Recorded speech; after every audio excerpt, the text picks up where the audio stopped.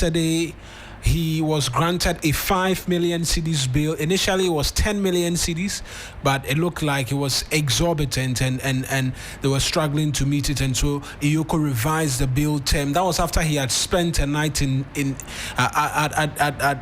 behind, I don't want to say behind bars, but in detention because he had not met the bail conditions. But EOCO issued a statement yesterday, and generally there's a clampdown of some sort on stolen vehicles here in Ghana. But I want to just go through the statement from EOCO, which, if you're following us on Facebook, you see that on your screens right now, having to do with that statement as issued yesterday by EOCO, where they, amongst many other things, explain first off why Shatta Wale had to spend the night at their premises or in their facility, and the fact that he arrived at 3 p.m., insisting that he was not going to cooperate until his counsel had arrived. If you read that statement in full, because this is an abridged version, EOCO says that the counsel of Shatta Wale appeared at 5 p.m., which was their closing time actually at their offices, but they nonetheless stayed till around 9 p.m. when he was granted bail of some 10 million cedis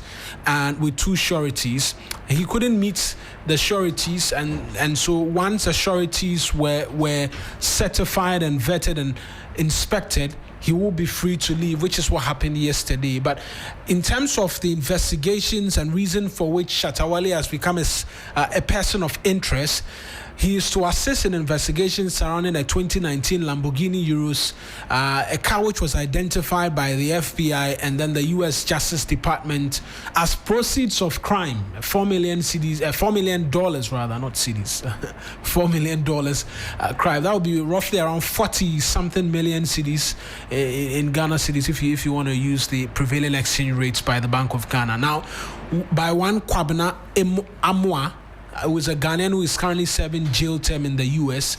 A bit more on the findings from their investigation.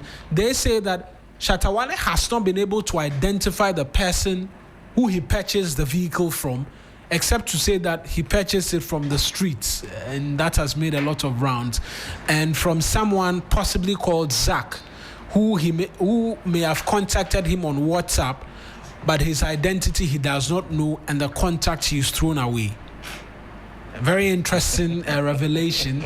So far, you're laughing. So far, Charles Nyama Mensah does not also possess any documentation in terms of receipt or transfer documents, which shows that he owns or purchased a said vehicle, except a custom declaration document that is in possession of the name of the individual currently serving jail term for the $4 million crime currently. And so this is what we know as with regards the issue involving Shatta Wale. But he was subsequently granted bail. Let's just take a listen to some of his supporters who were there yesterday in quite some number demanding his release, and then I'll come back to you, Honorable. So, kidney, I can sell my kidney. I can even sell my kidney. I'll sell my kidney for that money. Anything. I'm ready.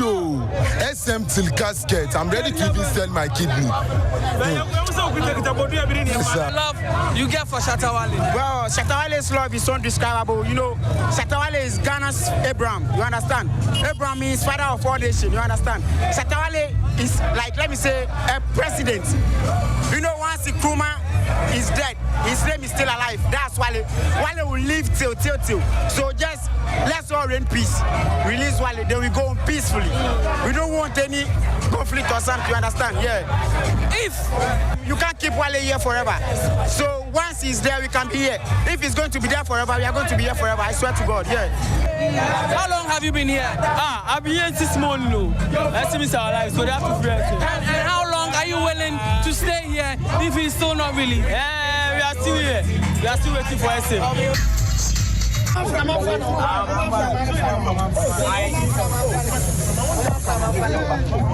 am actually not coming to do Q&A. I'm here to supply information to you guys, and that's it. The good news is that Shatta Wale has been granted bail and he has been released. finally, at the moment, he's been released to go home. Once again, another good news is that the bail conditions was reduced from 10 million to 5 million Ghana cedis with 2 sureties. And that is what we are all happy about. So, to the media guys who came to cover this event, to the fans especially, and to the management people, as well as some friends and supporters of Shatta Movement, we want to say we are grateful. God bless you so much, and thank you for your continued support. Shatta Wale is ever grateful to you guys for whatever you've done for him. I'm sure from time to time.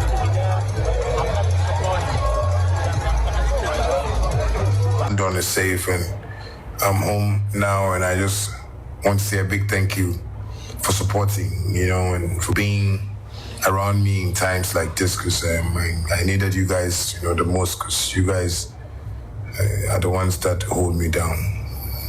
Once again, I want to say, a big thank you to everybody that has been in support of this, shouts to Neo Original One Dawn, who has been a father to me too, and he's been very supportive too as well. To all the staff of EOCO, you guys have been wonderful. At least I came there. You guys really took me through that rightful processes that was needed, and I just want to say God bless you, and to Mr. Ramonacha, I just want to tell you, I thank you so much for your understanding. Dawn is safe, and so that's Shatta Wale. Want to say a big thank you. Yesterday, after he got home, he held a short, I don't want to call it a press conference, but a TikTok live, assuring his fans that he was safe and all. So, what have you made of? I mean, when I was going through his statement, you were reacting to some bits and pieces of it. First on the part of the state agency, it's been handled well. And then before we talk about the persona Shatta Wale, even in the grand scheme of clamping down on stolen vehicles. First and foremost, why do we set up state institutions? The law setting up EOCO is very clear on its functions and the processes they use, and I don't think it has been changed or amended. And for me, if state institutions that are mandated to investigate crime or to provide whatever services to the state, we must respect that institution and encourage the state institution to do its work using due processes. For me, people are massing at state institutions when their favorites are arrested, and trying to put pressure on the state institution and so on must be looked at. We must all get They say the politicians, you started all of this. That is what I'm now saying. The ordinary individuals are learning. I know where you are going, because we had members of parliament who left their constitutional function to go to a state institution. But like I know this transcends even it transcends. I choose what I want. You're picking and choosing which one you want to use as a reference point. Not as such, but to get members of parliament to leave their way, boycott parliament, to go to a state institution, to sit on the floor, and to protest and demand the release of a suspect that has been brought legally or lawfully by a state institution. In fact, crafted to do that job, then what are we doing to our state institution? We must often encourage them. For me, I think that EOCO is now doing the work that has really been established under the leadership of Raymond Archer. It doesn't matter whose horse is God. What matters is that, is he doing it in accordance with due process? Has he flouted any law? When you look at the whole issue involving the crimes, these are serious crimes.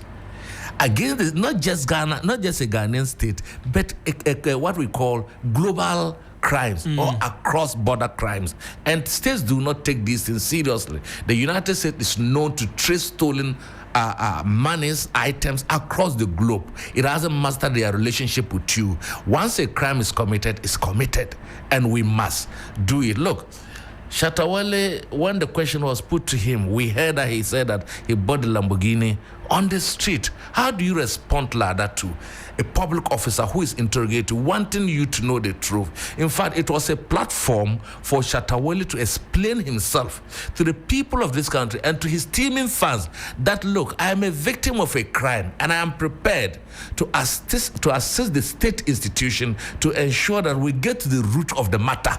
So that it doesn't matter whether he retrieves the money again, but lessons will be learned, not by Shatta Wale alone, but even by other people who are currently possessing properties that they do not know the source of them. They will begin to re-examine and look at the source of their property acquisition and begin to do the right thing or get the right people. If you say that you bought it on this, what you are doing is that you are covering crime and you want to cover up the one who sold it to you. Are you telling me that the 150,000 you allegedly paid for, it's not something to you? It's huge. 150,000 is not small. The EOCO is accusing you of money laundering, taxes, and other issues, including international crime. It is the best time for you to assist state institutions to unearth the sources of all this, so that at the end of the day, look, Shatta Wale can even become what we call a campaigner. Shatta Wale at one time can become a campaigner against stolen item and against tax issues, money laundering. Remember, this country was one time blacklisted for money laundering and so on. In fact, we're back on the list for a destination or a hub for stolen vehicles. For stolen vehicles, which is, look, when you begin to be painted black in the international world, how are your leaders sin when they go outside there? Remember that we are part of Interpol. We are part of so many international organizations that we've signed.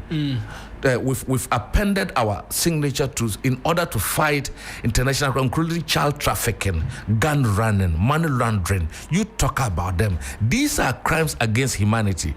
And for me, the youth that went there, they have a right to gather there to support whosoever that they love, but their icon is not above the law. Remember, John Dramani Mahama, president now, even as vice president, was invited by EOCO. He went there. Jacob Zuma of South Africa was in jail. You named them, the celebrities across the world, one time or other, tested jail or have been invited to explain issues concerning acquisitions of property, even tax evasions and so on, across the world. In the United States, Michael Jackson faced these trials until his death. R. Kelly is in jail. Mike Tyson, you name them, all of them. We cannot be a country, an island. We are part of the global village, and we must be seen to be enforcing laws both locally and internationally, so that in future, when we have an issue, we can also go to the international community for support and so on. So for me, EOCO did its best. Look at what EOCO told us, that the lawyer came at around 5. That was their closing hour. And what happened was that they had to bend backward to sit to ensure that they do it. Maybe they wouldn't have done that to you or to me, but the status of what do you call it, a celebrity like Shatta Wale, they were able to bend backward to do that, spending hours to listen to him and so on. So if responses then come like, you bought it on the street, what are you telling people that you bought it on? What language is there? And you know, by his conduct, he's influenced a large following. And you know, the current youth would do everything.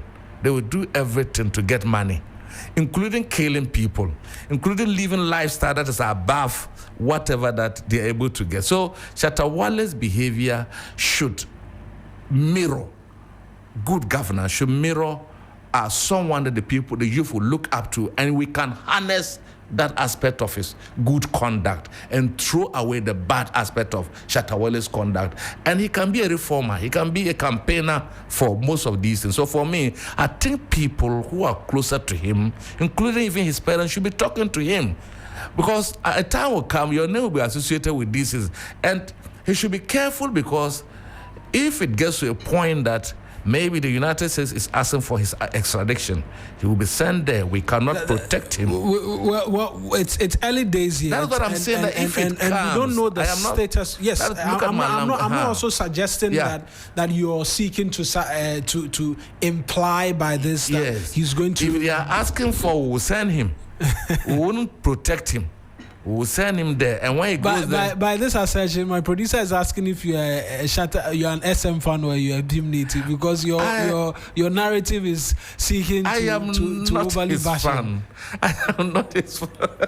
I must say that looking at me and the type of songs that they play, I cannot be his fan. I'm a fan to other artists. But and for me, I think that he has to be careful. He's talking too much. The first time the Lamborghini was given, it was done undercover. He came out and told the whole world that they came to your house with guns.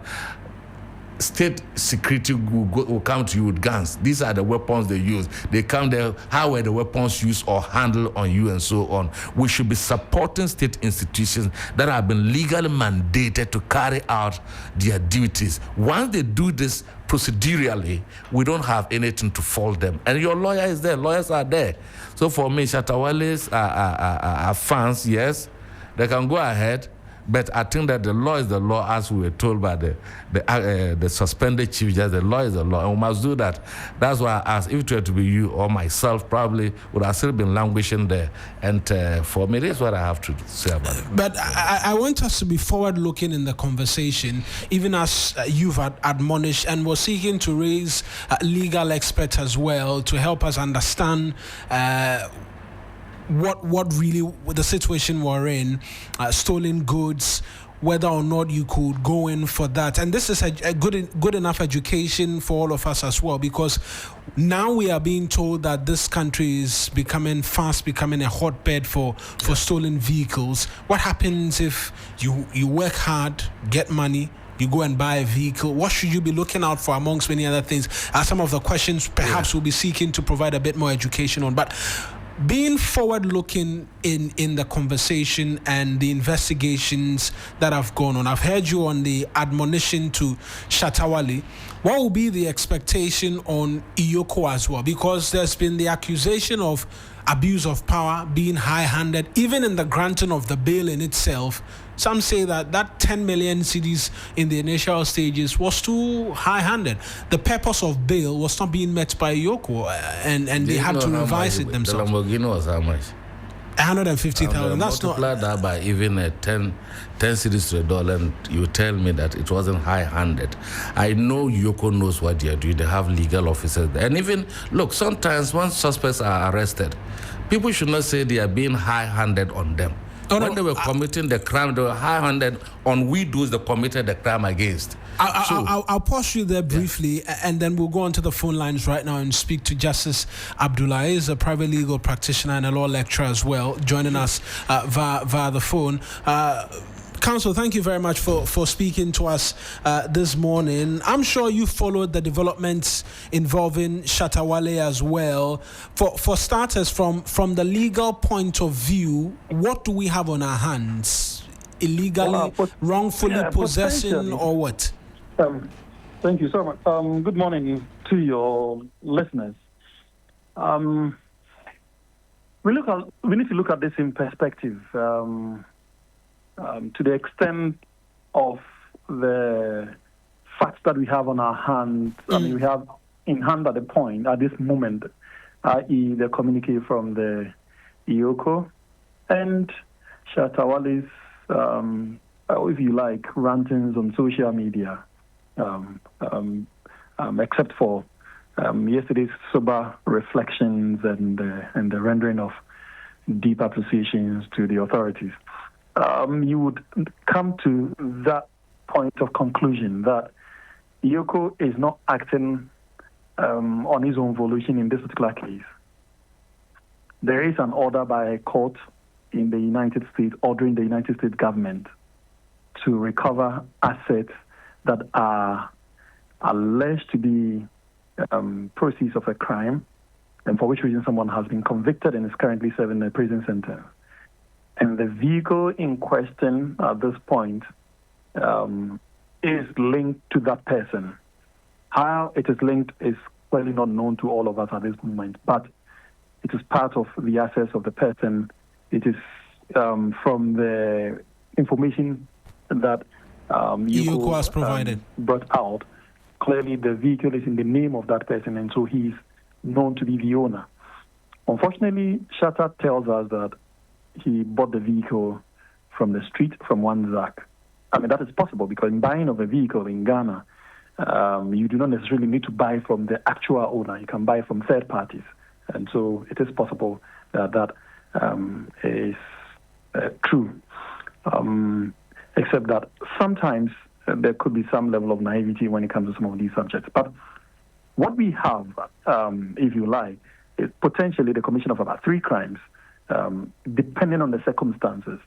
So we could have on our hands the receiving of a stolen item, which in law you may probably call it dishonest receiving, and that would take into consideration the street value or the market value of the vehicle as against how much Shatta is alleged to have purchased it based on his social media rantings that he bought it for 150,000 USD. I mean, when we know that Lamborghini cost way more than that. Of course, we could also have the possibility of conspiracy or abetment of crime. And I said could advisedly because we do not know the extent to which this vehicle is involved in a crime and the extent to which Shatta Wale is involved in anything. Until the investigations come out, we are unable to say any of these things for certain. But one thing is for sure, i.e., the fact that the vehicle is a subject of a crime. And so there could be all kinds of things unraveling at some point in time, and we can never be absolutely certain from today. It is in view of this that I was very happy with the sober reflection and the level of maturity Shatta Wale demonstrated yesterday, as against the previous commentaries that he had been making on this subject. So more of reality dawning on him and him beginning to appreciate the levels and then the extent of what is really at play.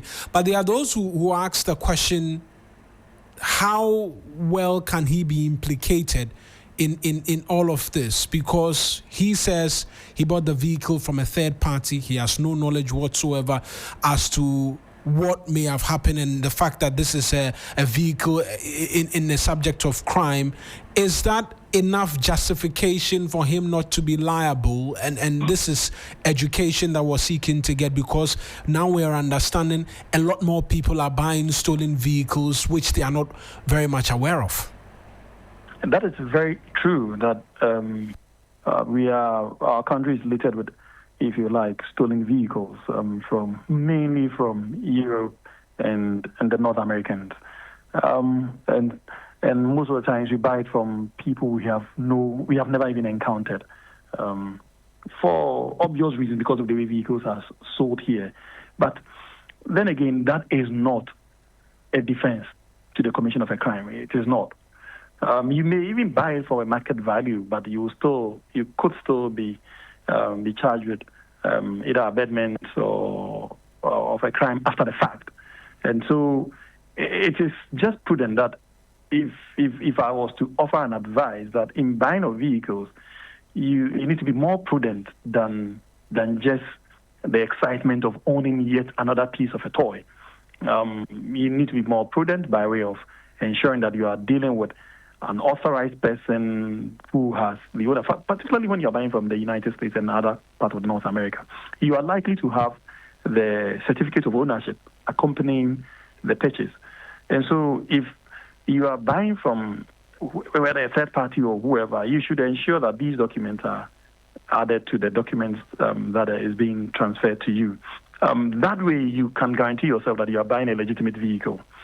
On the other hand, if the person claims to be the owner, there are a lot more other steps that you may have to take. For instance, you may have to insist on dealing with the consignee or the owner of the vehicle, because the consignee may be different from the owner of the vehicle, and the owner is likely to be the one who cleared the vehicle from the port. And so, and that is where the consignee is a little is different from the owner. In such cases, my recommendation will be to insist on meeting the actual owner.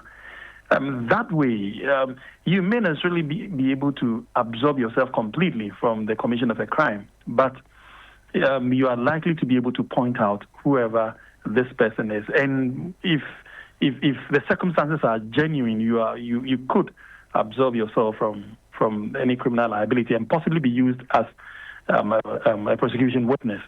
Otherwise, at every point in time, you must act right, act with prudence. And unfortunately, because of the nature of our systems, you are unable to determine to the highest degree of certainty as to whether a particular vehicle is stolen or not.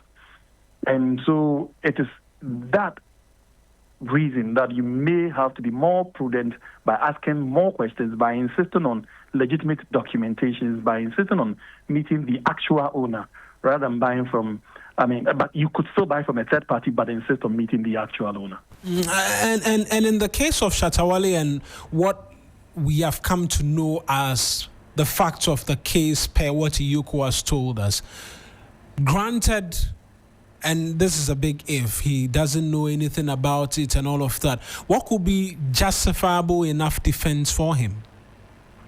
That may be difficult considering that we are at this point projecting into the future without necessarily having the benefit of the entire facts in our hands. And his position of buying from the street and buying from a ZAG and having thrown away the person's contact, it makes the whole thing sound a bit naive, and so makes it difficult to be able to project into the quality of a defense that could be mounted for and on his behalf. But that notwithstanding, there would always be some form of defense to this whole thing. But for two main reasons. First, because he was not in the United States at the time of the commission of the crime. Second, he is not a consignee, as pointed out by EOCO. Third, he is likely not to have cleared the vehicle from the port. So all these absolve him from the crime one step at a time.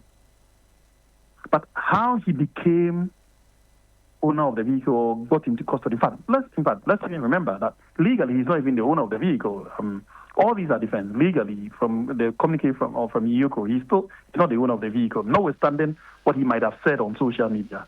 Shatta Wale is not the legal owner of the vehicle.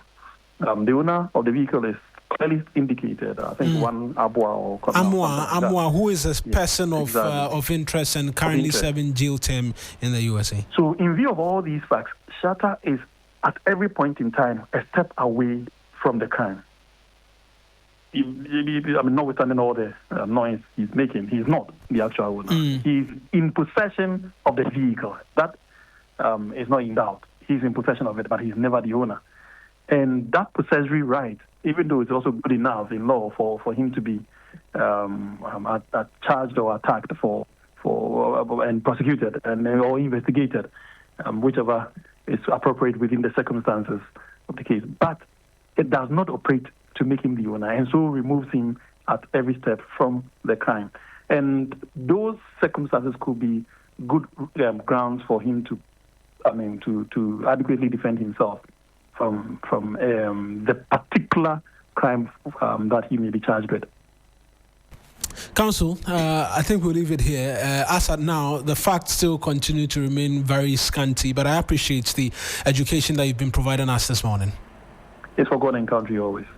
That's Justice Abdullah. He's a private legal practitioner and a law lecturer at the University of Professional Studies here in Accra. Honorable, back to you. We're making a point, but we've been getting a bit more in terms of what possibly could play out based on the facts as we have it.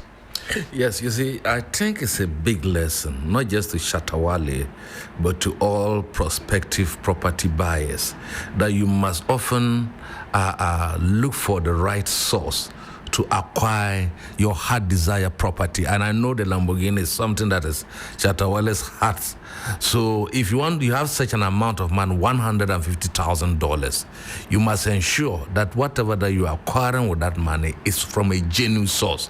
And I believe that he could have even bought this Lamborghini straight from the US by himself with such an amount, you understand, and not buy from the street like he's saying he bought from the street.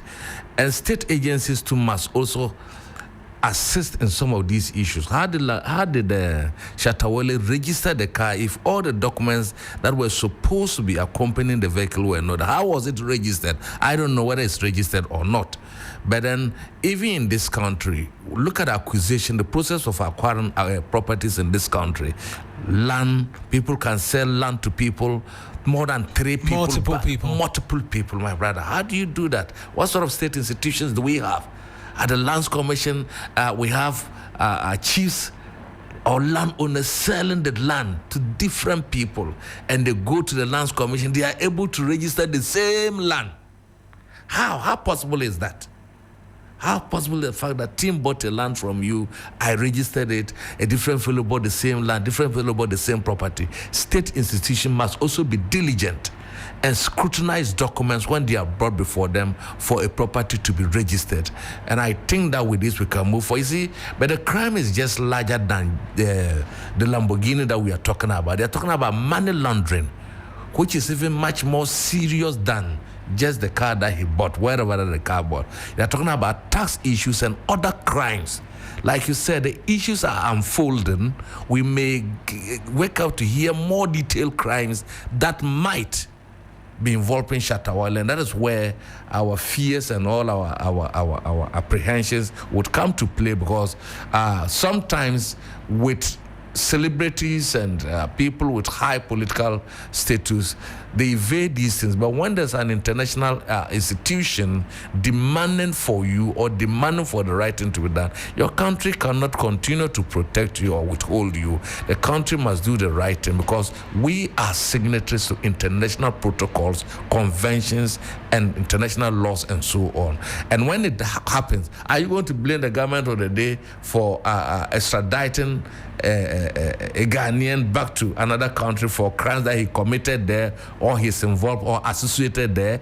No, we cannot do that. So for me, I think that it's an eye-opening to almost everybody. There are a lot of people, like we rightly put it this morning, that there are a lot of stolen cars on the street. They should begin to look at them and re-examine and go to the source where they bought those stolen cars and begin to get their documentation. Even not, it's like it's festering, it's coming.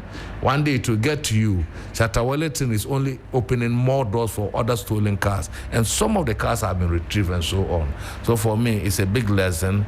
The issue of the legal perspective, I'm trying hard to understand whether if you ban, if you are genuinely buy an item that you do not know that it is stolen, how can the law deal with that? Maybe there was negligence on your part, or you did not do due diligence.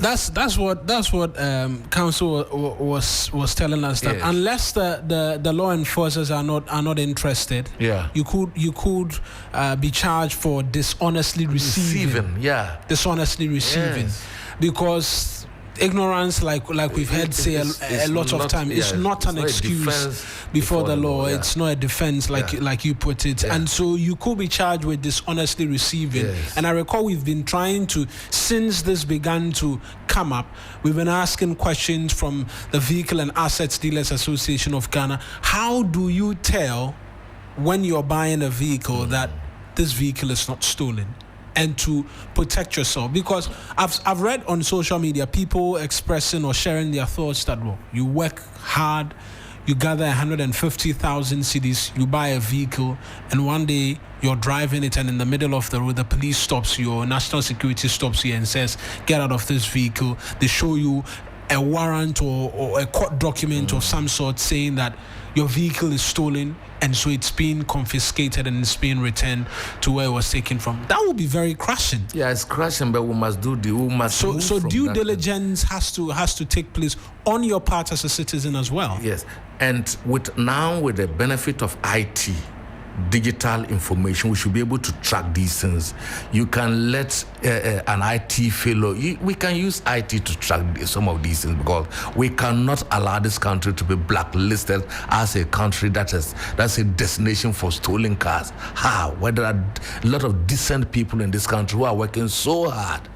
And like I said earlier, it's not just about, you see, people like Shatta Wale needs to cooperate fully with the investigations institution. You know why? I think his mannerisms suggest he will. You know why? when you cooperate with the investigation institution, even you can be pardoned for the crimes, because you would have cooperated fully. Sometimes it's not just the arrest, but they want to get to the bottom of the matter to be able to uproot the ring, the gang that is involved in the stolen cars. It's not a one-man job. It's a gang. It's a ring. So they would want you to cooperate with them so that they are able to get to the root of the matter. And in that cooperation, at the end of the day, you can be set free. You can be, even the car can be given back to you depending on the circumstances under which you assist them get to the root cause of the matter.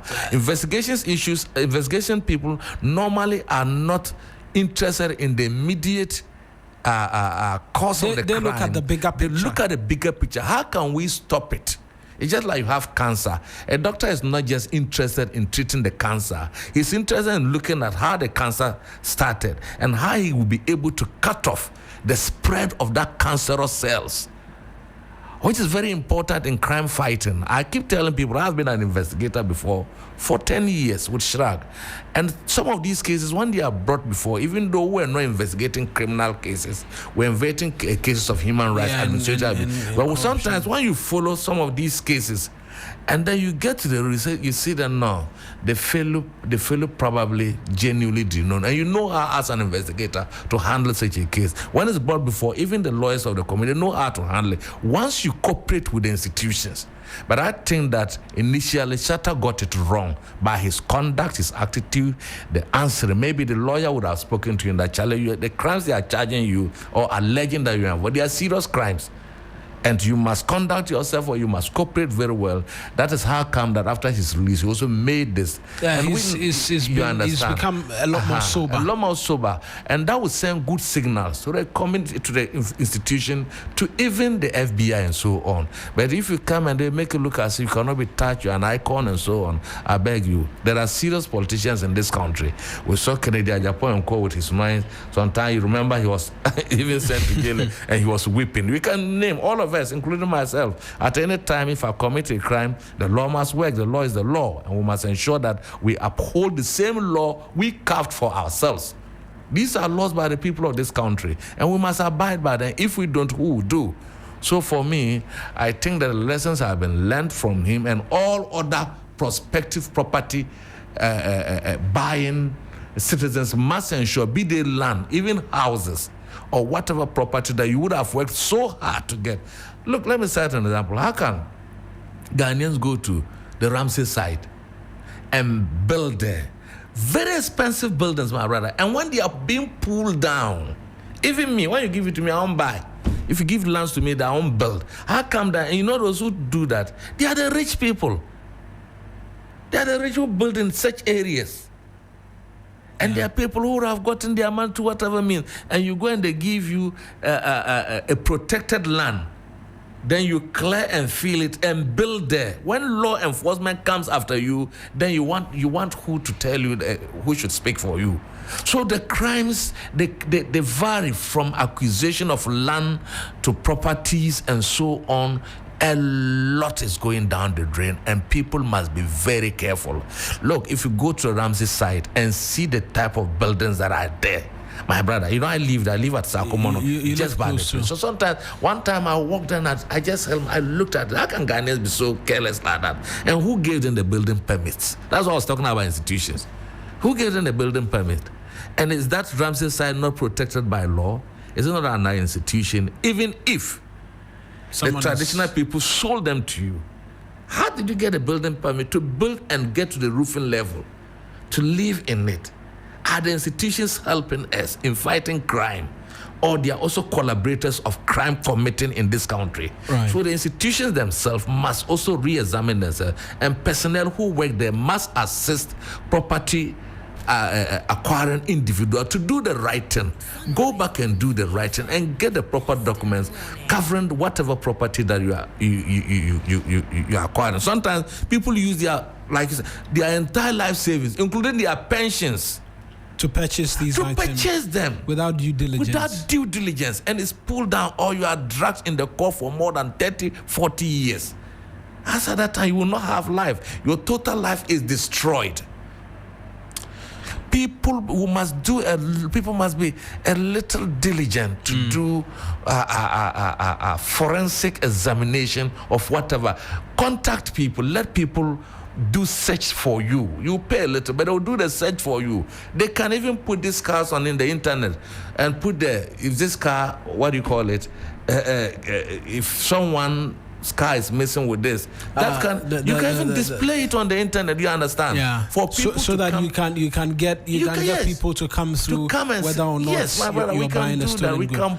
The social media is everywhere. People should use the internet to their advantage. I want to buy this property from you, my brother. I'll advertise it on the net with all the chassis numbers and whatnot.